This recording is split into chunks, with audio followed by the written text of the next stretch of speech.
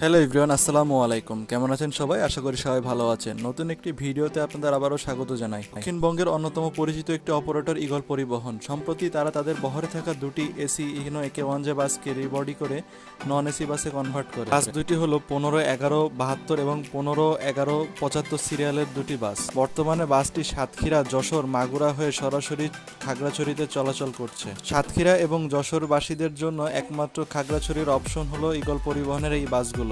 বাস দুটির অসাধারণ বডি করেছে ঢাকার আমিনবাজারে অবস্থিত আনোয়ার ইঞ্জিনিয়ারিং ওয়ার্কশপ। বাসটির ফন্ট আপনাদের কাছে খুবই পরিচিত মনে হতে পারে। বাসটির ফন্ট হানিফ এন্টারপ্রাইজ তাদের বহরে নন এসি বাসগুলোতে ব্যবহার করে থাকে। মূলত হানিফ এন্টারপ্রাইজের নন এসি বাসগুলোকে অনুকরণ করেই এই বাসের ফন্টটি তৈরি করা হয়েছে। এবারে আসা যাক বাসটির অন্যতম পার্ট ইন্টেরিয়রের অংশ। বাসটির ইন্টেরিয়রটি অসাধারণভাবে তৈরি করেছে আনোয়ার ইঞ্জিনিয়ারিং ওয়ার্কশপ।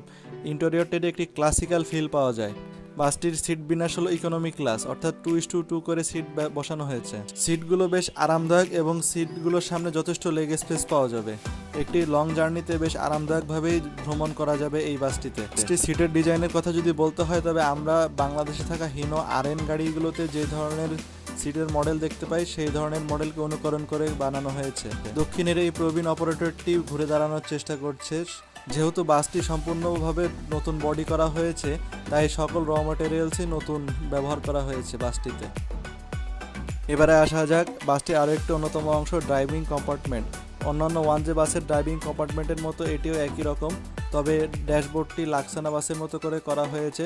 এছাড়াও ড্যাশবোর্ডে ব্যাক ক্যামেরার জন্য একটি ডিসপ্লে এবং একটি মাইক্রোফোন এবং মাল্টিমিডিয়া প্লেয়ার ব্যবহার করা হয়েছে। দর্শক, ভিডিওটি ভালো লাগলে শেয়ার করে দিতে পারেন এবং এই ধরনের ভিডিও পেতে চাইলে চ্যানেলটি সাবস্ক্রাইব করে রাখতে পারেন।